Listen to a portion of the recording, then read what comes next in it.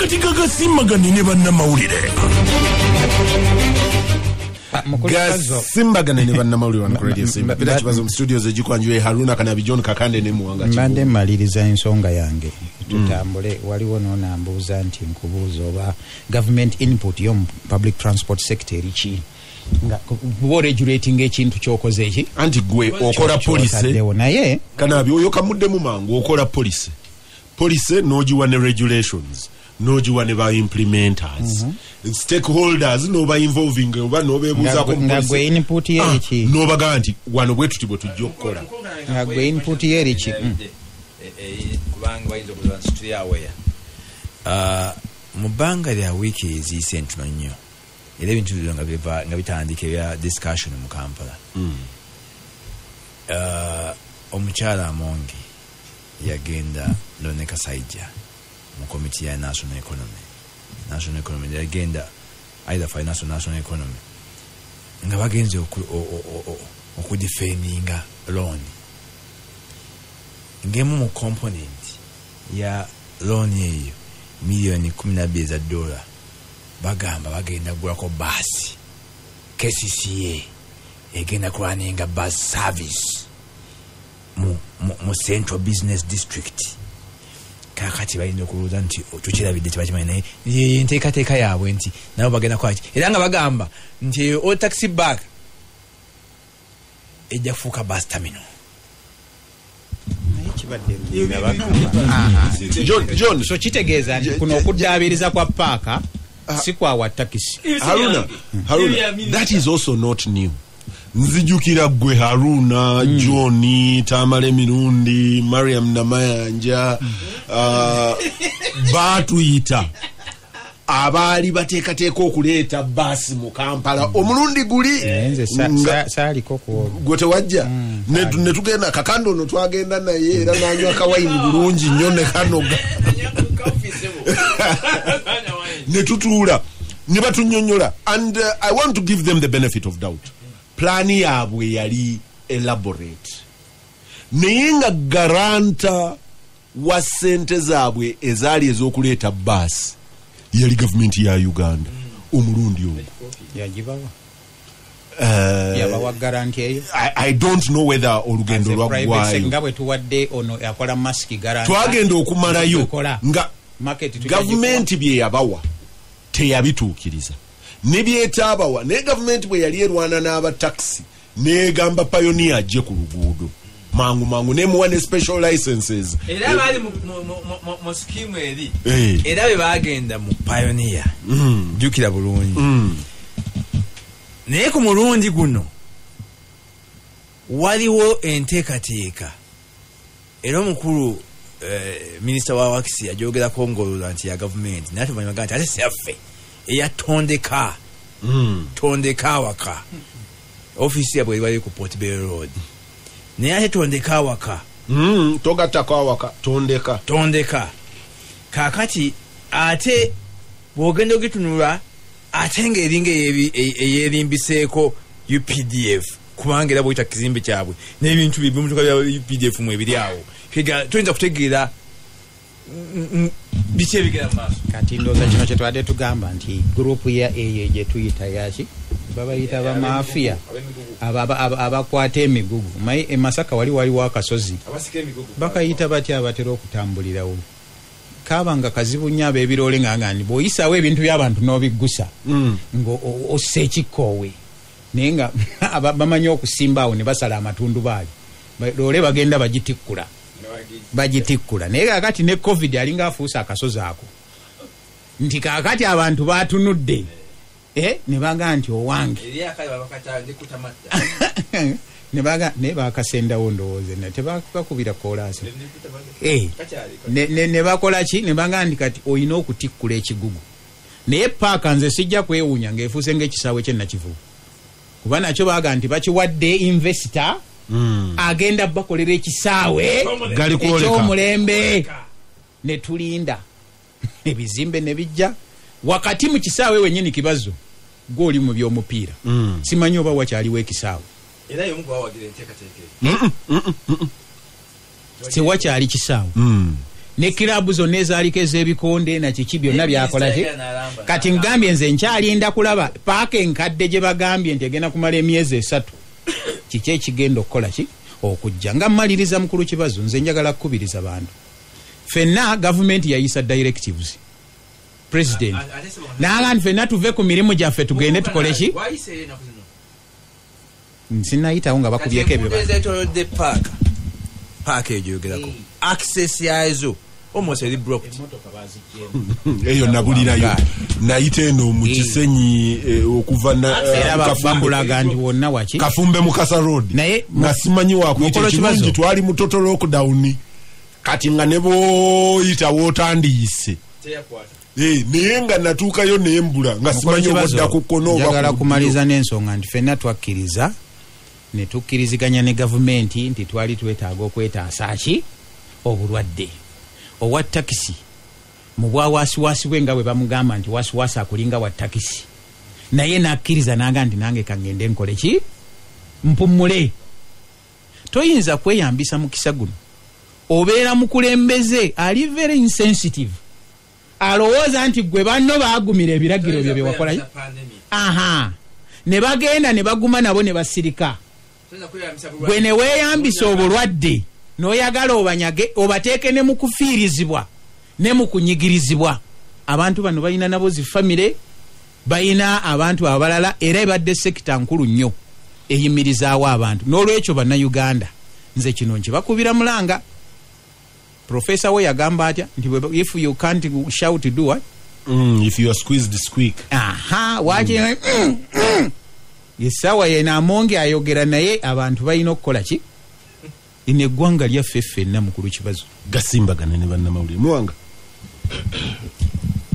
both the governance issues eriyo ne social issues kubanga Kanabi ayogera wano abasajja we badde bajja omugaati we babeera we bakuŋŋaanira kati eriyo wearing up ya anga abasajja balika nina CEO w'ekitongole ekimu gwe nadde njogera naye weekend ng'atuga nti nti abakozi newankubadde tonnatuuka kubeetaaga bakkirize bajjeyooko ku mulimu bafune comfort nkyayinayo omulimu bakyanneetaaga nti ekyo kijja kukendeeza ku pressure eri nti abantu balika baga nti oba bangobye oba kati bakoze bwe bati oba omusajja bwangamba nti ogira osigala eka oba takyanneetaaga nti muve mu biri ebyo ga nti essential staff only nti musoke mubaleke bajje bwe banajja nga mbagamba naye mulabye tetulinawo byakukola bingi kati mugira muddayo nga bwe tuteekateeka naye kaakati olina aba takisi bamaze emyezi 2 bali ku kirasha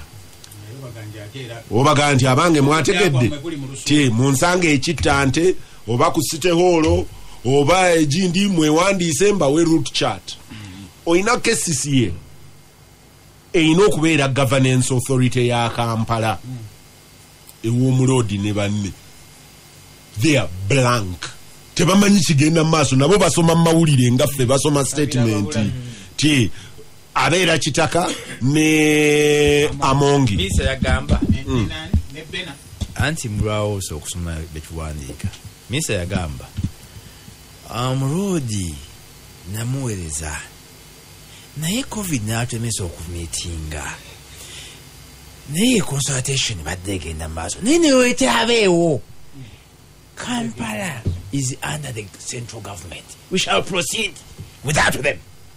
Well, I don't know whether the minister has acquainted herself with the latest amendment of the act. And simanyi kubanga bwe bakomyawo act mu parliament ne bagikolera amendment Kampala teyina njawulo y'amaanyi ne Wakiso in terms of governance. Oyina olukiiko olina okukolera Kampala amateeka ne gakola ne oyina executive ne minister ayina role ki Mwanga ekibuuzo Kanabi tyali ondoza lone kudda mu feeling yange njijjukira ku bye bakola nabigerageranya ku kyafu kye tukola n'okufiirwa nti Kanabi bwa Mungu ng'amuyise n'aleka Hajjati Busiramu dini nnungi nnyo Hajjati temuga nti talifumbirwa n'aliko ennaku ziri 4 mwana zolina okumuwa mwana omwo senga abawo omusajja ow'omululu n'agenda n'amugambako begaggwako oyo omusajja takkirizibwa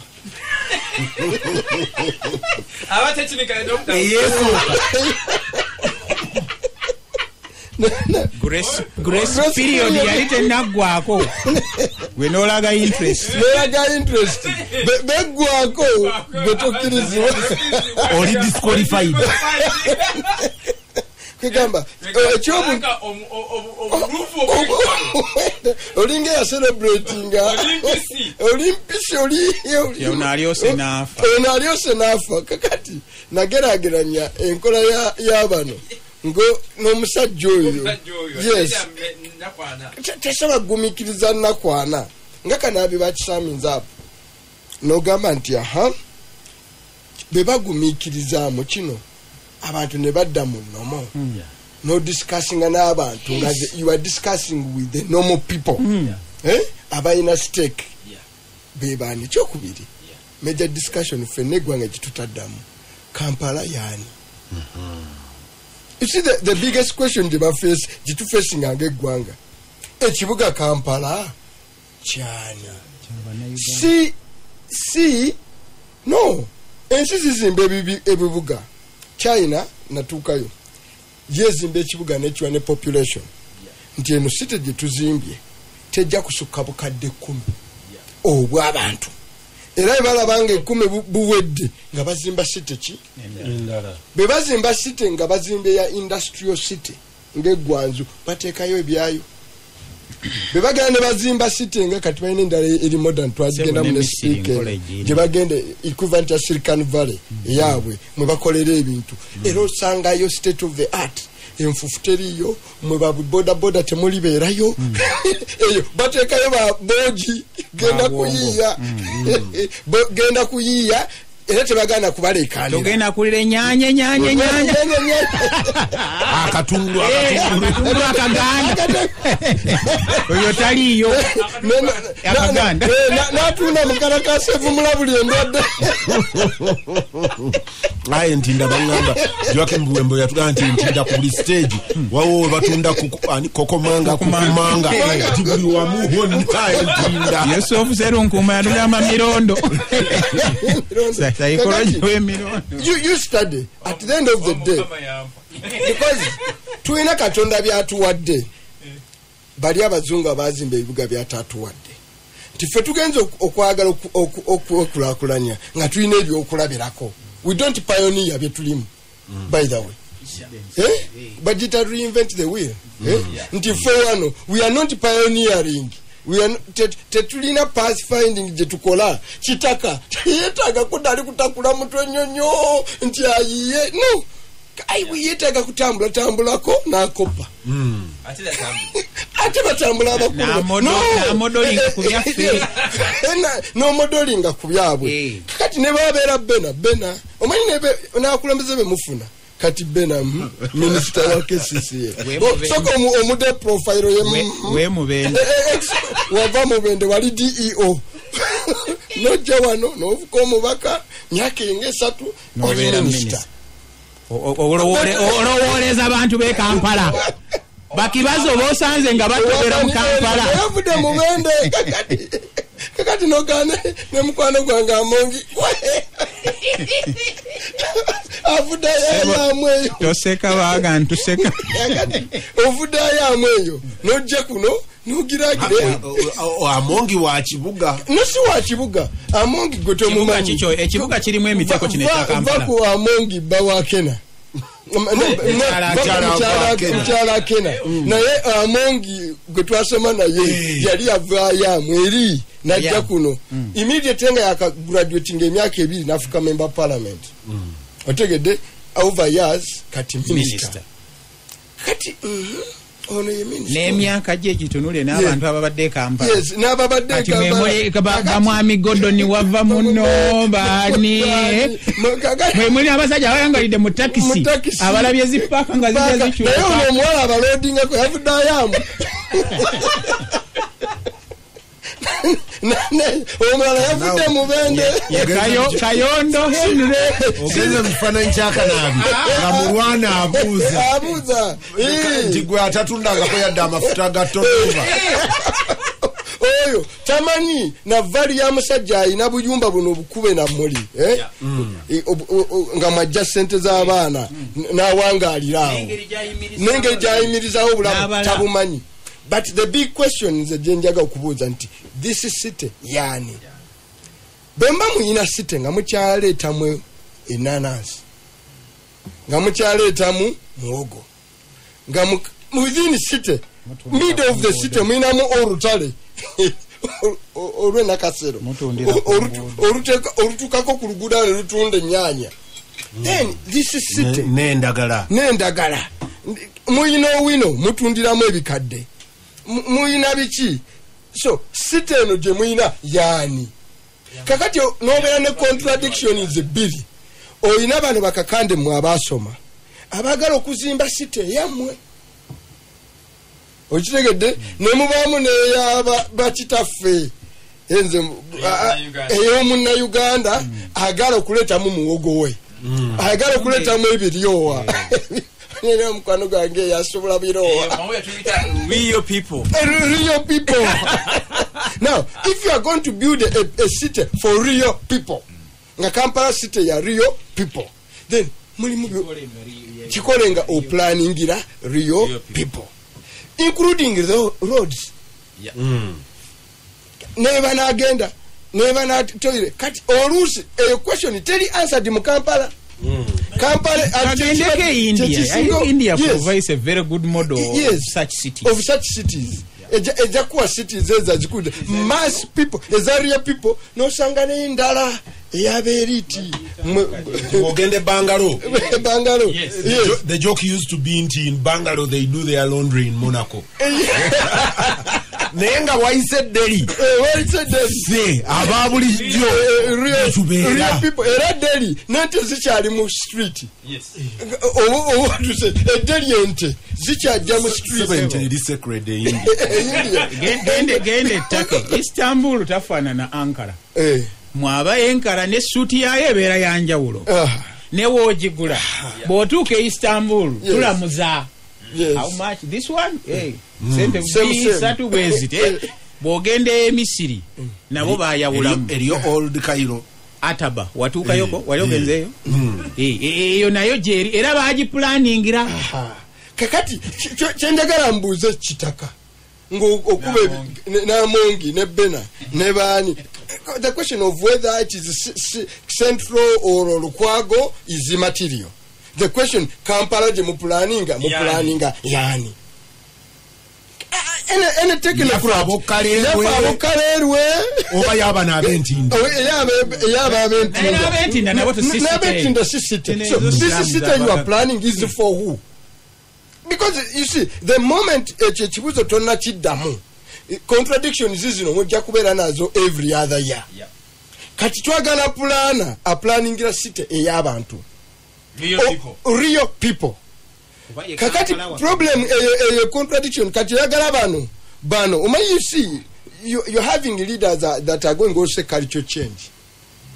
Manitine ba leader baffe bano they are going into a cultural change. Mbulira okuva ku president wa mwa yafanana atya netabiranga ku musite batwale ku UMI betagagenda mu UMI kyakyasayo UMI basome management ya society ekyala chovola baruli babatambuzangako ne bagenda edanga simanyi kati kabaka wa Buganda nga bamutwalako mu byaleeyo anabe omulangira alinda nabeerako ne real people kubanga agenda kuba kabaka w'abantu baki wa real people. Kati bano abakulembeze abasinga first of all better orientation. Sara wano yali kive jinja yagenda mu retreat ya cabinet yaffe n'agamba bano they are medieval men oyekive jinja wange philosopher beyabawuliriza bwaki nga batudde mu cabinet bebalonze n'agamba bano bakyali kuleve ekuba mayinja but he's a minister criteria kikofukira minister nze naawe oba omanyi president mu ngeri yo so many factors n'olwekyo nsonyiwa ennaku zino ngenda ntunula munnaffe n'abakooba yes minisita waffe ekyeŋŋamba era siina mwagaliza kirumbirungi byereere so nze siri mukwandamininga people of what they are nange muwanga ayogera ndi mutabani wa muvuzi wa loole nveeriwa Butambala naye twewe omukisa to ask the right question kati nze njaga ffe n'abali wano John genda obabuuze nti bane yesi temuzimba yani the moment that question oba eri managed by central government oba Lukwago is matter but this city is for who are you building this city for ozimba yaba industrialist ozimba gye tunaleta muwogo waffe ozimba gye tunaleta mu ebiryowa so the moment that question is not answered ebirala byonna teri agenda biddamu ekyo kitegeeza kitu katika tugambe ku transport ekitawanya bakatumba nga tonna sorting out mass transport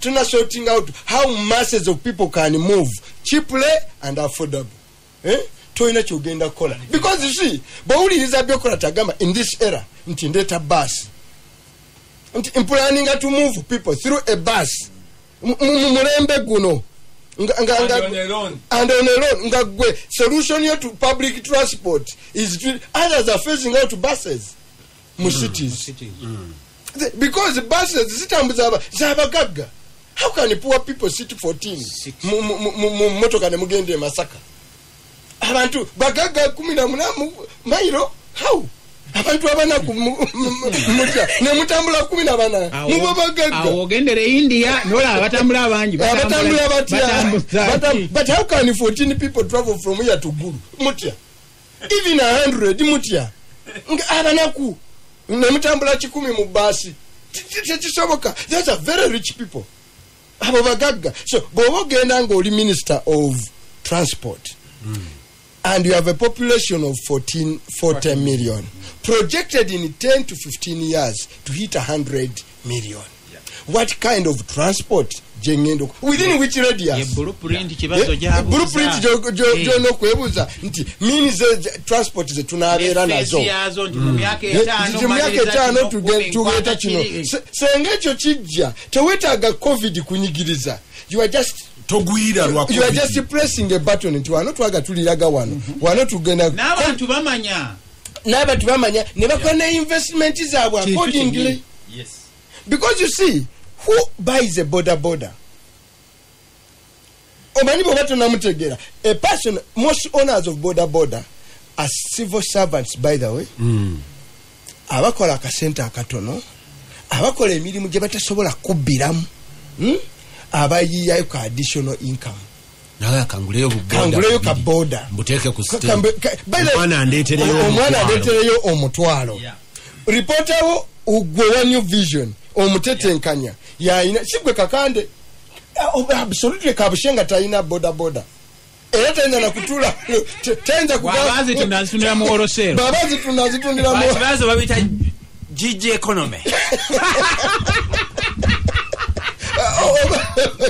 ne mu company ya kabushenga mwali ED mulimu bakibazo mulimu omukozi aina ka border bahasola mulimu omukozi aina ka border no if you are phasing out border whom are you hurting si rider unoyeka no tu ono bafuna sente azikoze sachi what are the drivers of people wanting to make money one you failed to provide a solution for housing true toina decent housing policy two toina education transport toina forget wetwogerera government ya wano facing out USE elimu facing out literally UPE and promoting private schools no you see some of these people the way they are taking a direction ebibuze ebimtu wetwogera USE tekyali mwana agenda mu S1 ngali ku USE wanji yes kityo baji phasing out now but manyi bajijja ku masomero ga private ati kugambye it is true but what you going to call ozimbye amasomero bagamba tunazimba a secondary school every sub county ekyo kikoze. 2 how big is a sub county nga tolina baana banatambula kutuuka ku sub county. bino byebuuza nze bozimba enyina egombola bagiyita ŋŋando gwogimanyi. bazimba essomero lya USA eno ŋŋando gyatandikira niya gyekoma omwana ogenda eri ebutaalu ng'okujja ekitagobwa atambula kilomita 12 okutuuka ku seed school. So where do you allocate a seed school? 2 yes 12 okujja n'okuddayo ze kilomita 24 ede kakati ng'ogamba nazimbye seed school. These are questions for a seed school. Which distance? Minister of Education yes no never bange policy jolese. There are other questions locally join okudamu. How big is the sub county? Where do you allocate a seed school? Buli mwana ava wavudde ezisinga ziri allocated where influencers come from. Bembeera nga nze sijja kubulira bali ku Twitter balina awalala. Where influencers come. That's why the district ye Butambala is allocated Gombe. But that is on another day. Nali siri MP. By that time MP wayo wekitundu weyali ava. Okitegedde era we yasse ekitebe. So is it the most suitable? That's for another day. Now kakati njagala kubuulira nti bw'oba tonaddamu education, tonaddamu health, bujjanjabi, tonaddamu ki people are trying other means to supplement income. Bali ahead of you. 2 who owns a Kamunye? Omanyi ddayo ku ona va kuona agifuga naye ani nannyini ki Kamunye. Abanannyini Kamunye abasinga eziri up country, they are the most progressive people. Bosanga nga yatandika edduuka nelikulakula n'ali supplementingako neki nakolayo kawolosero n'agula ne Kamunye n'ali makasoli we n'agaggawala omulimi naye nga anoonya to diversify his income. Now you want to hurt this man. You want a policy of import substitution. Factory gyoyagala okuimportinga ekole masiki eno ya mu China naye ono owninga Kamunye y'omufeezinga utu with an African face omuyita namuyaya era nga osapreza agamba omanyi ffe twalese tugenda ku import substitution era mulimu adi n'omugamba n'omugamba sokedde embeera wano nembabuuza wano ekyangu nti tubadde nesikomu wano yali ezimbyeko wadde akazimba akamu bwe kati mbulira umeme mbulira MTN mbulira Stanbic Bank. By the Stanbic Bank serious investment but what day bagamba n'ogamba nti ffe tetulina bya real estate ffe tetudukanya bizibu statement kanjikugulira bahabuzawo John policy egamba weti nti the bank's business is money, not brick and mortar. Not brick and mortar. But a bank agamba in London China brick and mortar.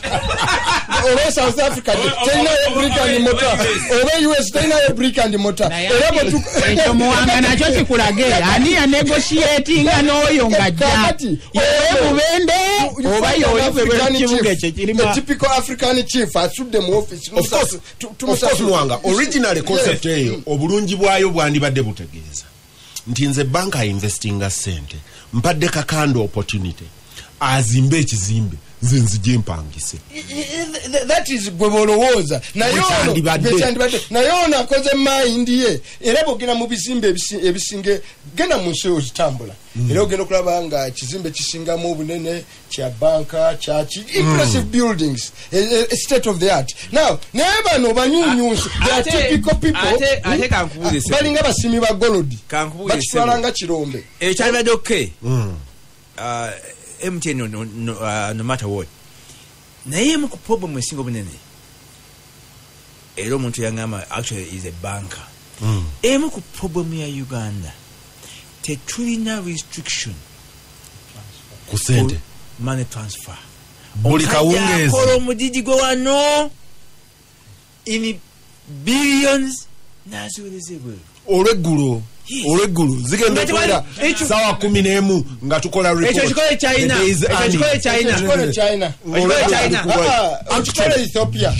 John yovaayo ng'oyogera ku companies e China. America okikola. E South Africa gwe akola omusaala bwe baguteeka mu Stanbic Bank oba mu Absa kati instead of Barclays oba Standard Chartered ne bw'ojja Kampala ng'obadde mukoze South Africa bakuwa limit. Toyinza kujja n'ogamba nti I can access my bank account eri South Africa nti ku mutwalo gwa $1 oguliko nti leero ngenda kujjako kasanvu baka nti naye bw'obeera eri ewaabwe akasanvu osobola okukajjako n'okaspendingirayo naye bw'obeera eno ewamu uwayi sente za South Africa ozitwalawo enkumuliito jjajja amanyi kyakugamba wano obusongo bubamalamu amagezi naye nagamba nti we are building a self-sustaining national economy. Integrated. Now, what in the same all these arguments is that a city is built, is the heart of business. Yeah. Okay? Is the heart of the economy. Katibabato ina right doctrine on how to run a national economy. You cannot have a right doctrine on how to run a city. And which city? Kyenvudde gambira nti oddayo n'ogamba nti tu nekiddayo ku sovereignty nti Uganda eno yuyaani. So betwogera ku gavumenti gwe gyoyagala egondera abantu yaabwe basajja bayiga ente yaabwe ensolo yaabwe. No, you became an animal to be hunted. No, concept ya leader wo yagamba yayiga ensolo ye. Okay? Achogera publicly chovola butafire yangaba minister omuta yagati anze na boba nawo chai no mulimu guli twayiga nawe no ufuna naye teko kuba ne office tebiri ko compromise why would you know yagamba namwe mutulekese hane achachuomera ajangulu kutakungaza fetu cha komba putukatwa kujuliro namwe muleko kusaga. So at the end of the day, Peter, what you see as a crisis challenge your businessman, your border are phased out.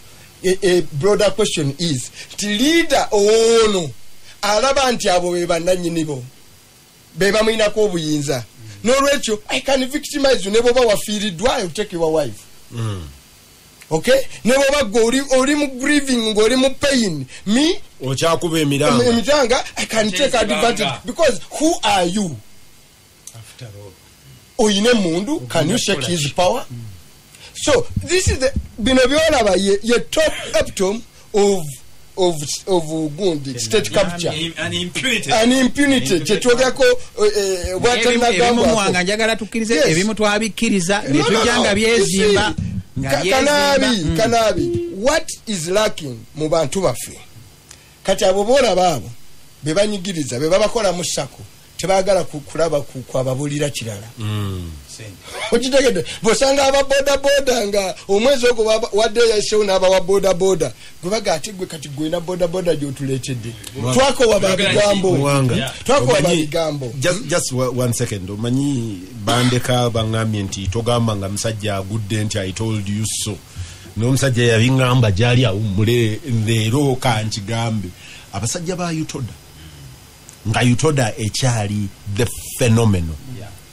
Abantu buli lwe bagezangako okwerwanako agaye nti abange eddembe lyaffe mu bino ne bino lirinyiriddwa nga ba Utoda bajjayo lungu nga be bajjayo embooko ne zikaba ne zinyoka beekalakasiza Utoda mugende mututaase embooko ne zinoga bwe bamala okuba buli omu embooko mu kibuga nebo ne babagamba abange nammwe mutulabyeko kati basigala bakuuma nnyimbe ate ziri butambala basigala butambala ku nnyimbe be bagaba essaniya z'omuceere be bakuuma ku lumbe kye basigaliza kyokka and abantu ba bulijjo for as long as you choose to be a dog you will live a dog's life. So mukyaza okozeemu ensobi emu.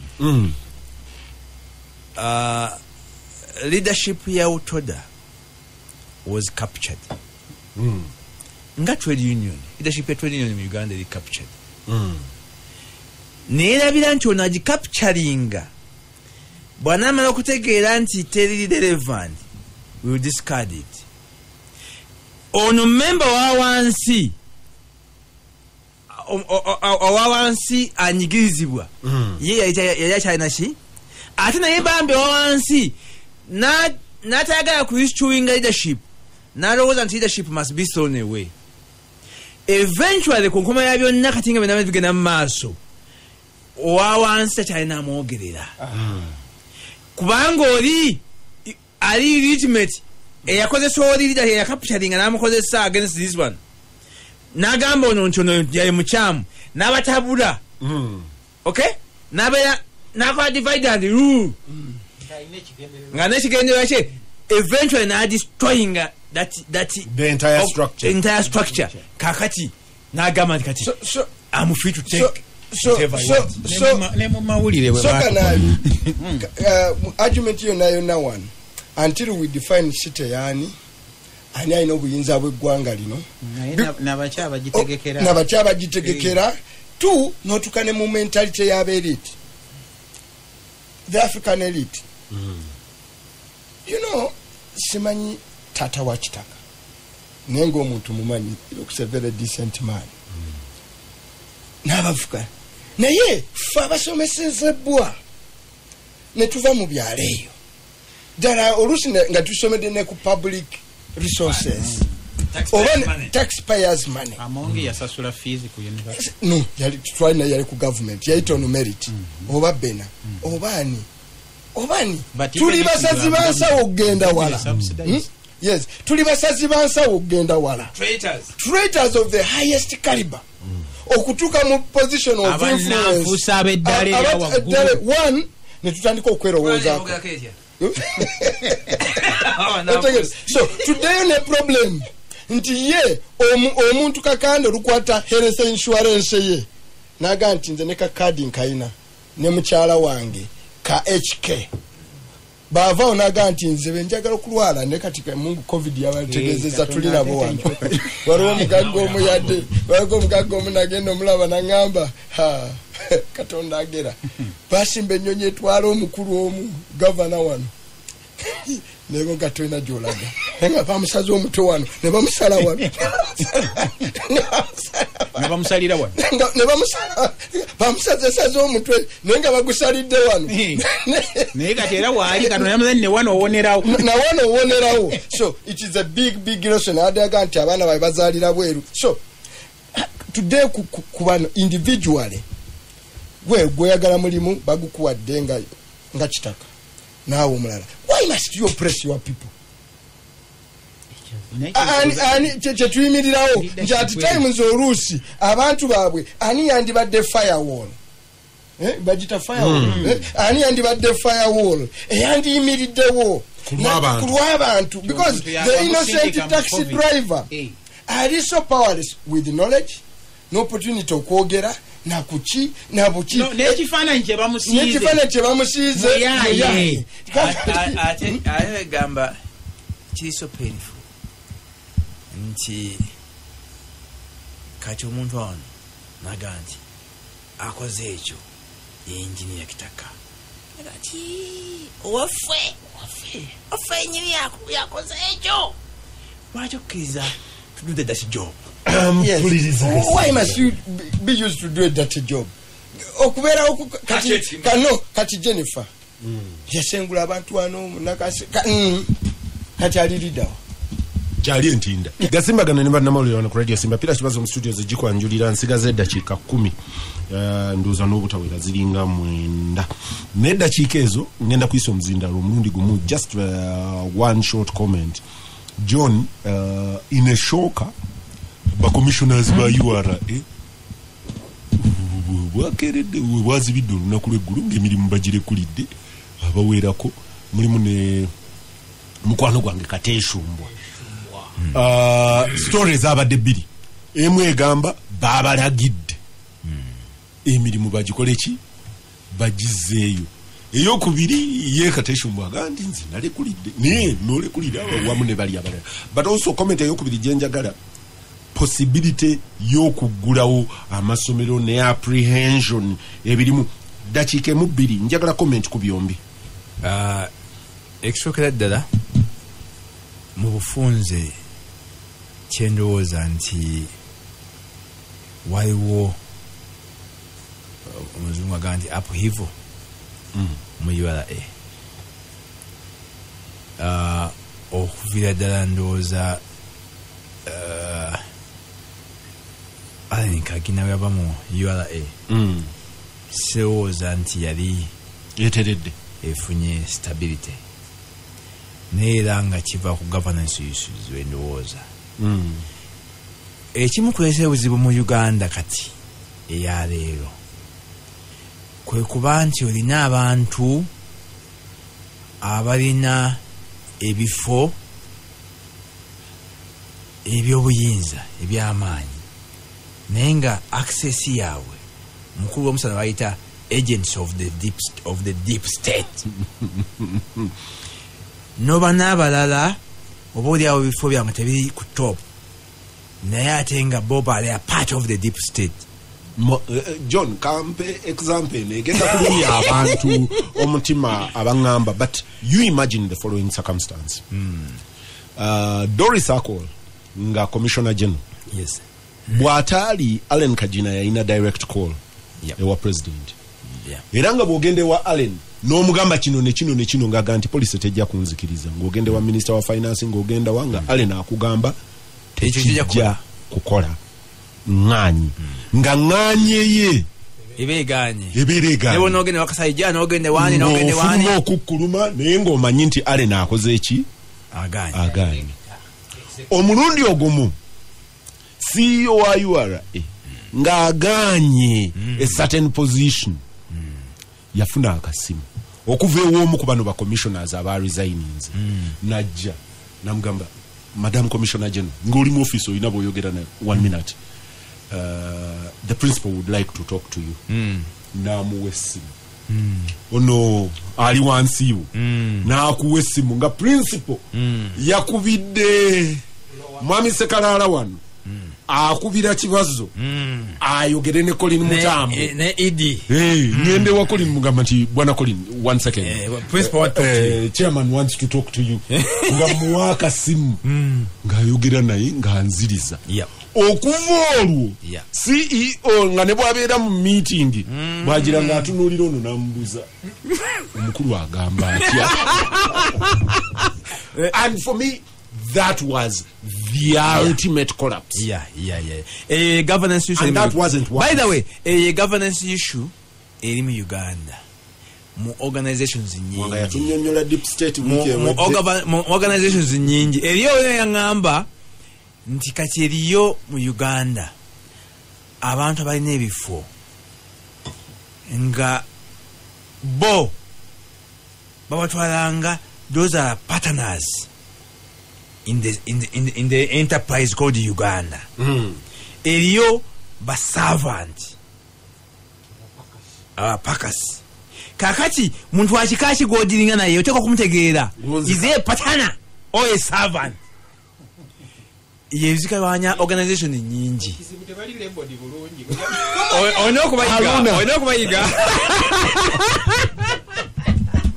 ekya URA sijja kigenda kondooza scenario gye mutaddewo etumala bulungi nnyo okutegeera scenario yakakani ebizibu ebyo naawe kyoyongeddeko nti si akoze eki oba oli awo ne bana abamu ku baali balekule bagandi oli we yagenda oba ffe twandizeewo naye oba oli awo nga era mu nkola ya bulijjo omu ku baalekulidde njogera with pain kuba munywanyi wange kankujuge tolabyeyo following osi Minister of State for Minerals nga binkanya ne commandant mineral police when I I only take orders from 2 people, IGP and the President of the Republic of Uganda. Ne minister naye natta ku TV naye ne yeekunkumula. Nange sijja kuukiriza. Era wali twali nga president aneminze siji wa URA. Fe AR parent twali tumumanyi yoli eyafanga akasimu. Najja naganti the principal. Ekitumbi. Kana abiwuzi Walanyo naye nalabye minister. Nze ogobotya URA. Ngayo naga atenno owa police ayogera very calmly. With a smile. Kola omulimu gwange neki naye mangu nnyo nze njagenda kubyanjigiriza. Ndowooza mukulu kibazo tukyali mu kattu. Naye government nze ndowooza abazadde bali iga baagala okuzzayo abaana baabwe baagala okusoma. Minister ine kiseera si kyakutuula kulindisa bantu. Naye ne consultations zandibadde weeziri. Mukulu kibazo ekimu ku bintu kye tulina mu Uganda wano. Nkakasa abantu abagezi weebali. Lwakuba baba tebaweereddwa mukisa. Consultation zikolebwe mu bwangu abaana basobole okuddayo basome nga bwe baaga nti oba candidate classes zigenda kuba ennaku ziggwayo. Bw'otunuulira ku universities nayo process erina okwanguwa basobole okukola ki okumaliriza kuba n'abasomesa nabo tebamanyi tugenda ddi oba tetunnagenda. Ensonga eyo ekati ekwata ku minister ate atali mulala wabula maama atuyambe jajja mukyala nti abazzukulu baagala okuddayo okukola ki okusoma. Mwanga ekya URA John yogedde ku ekyo naye bayinza okuba balina ekizibu kya ikonomi eno kubanga ikonomi eno gw'olabanga nti collecting sente ntono naye n'abatasasula nabo bangi. Ate lwaki tebasasula nabo batuuka oba bapatana. Owaye Bwanga kankuwe scenario manyi abantu abamu ebintu ebimu bw'obitunuulira from afar from theory obiraba bulala. Banywanyi bange basituka bagende China batuuka eggwanzu bagula tayiro omulembe mulungi biki nga bagireeta e Kampala nga bagibala njiguze gwanzu sente bweziti njituusize e Kampala nsasudde omusolo bweguti nga basangayo ne kakande wa deep state nga naye asuubula tayiro yemu nga baguze mu katale keekamu baguze tayiro zezimu ne batuuka kuno bagenda okutuuka mu katale nga bo bagasseeko n'omusolo ne bagattako n'amagoba ne bagamba nti buli ku square meter ngenda kufunako 1,230 about $1. Bagenda okutuuka mu katale ng'oli eyabadde agula munnaabwe aba down cuttings by about $10 nga naye $10 ezo zaabadde mu musolo zonna. Ne babuuza kakati ono ye zaabadde zitya kati oli finally n'abagamba nti olulala bwe mubanga mugenda nti mutikkire mu container yange nti nze nja kubabuulira ekyokukola ng'oli patana bano basavanti kakati at a very basic level kakande ye failure to generate revenue nga COVID tanajja shortfall ya revenue was already down. Eranga government processing the banja ya $2 trillion mu buwumbi bina okusobola okumitinga, by the way, not development challenges, recurrent expenditures. Bwe mutuka ku level nti n'okussa amafuta mu mmotoka zammwe n'okulya kakali metuka kusegeyo nga n'okulya ekyemisana ogenda okwewola wa mulirwana oba oyina ekizibu kinene. For the ordinary people abatatunulira the economy that way, that is far we had gone.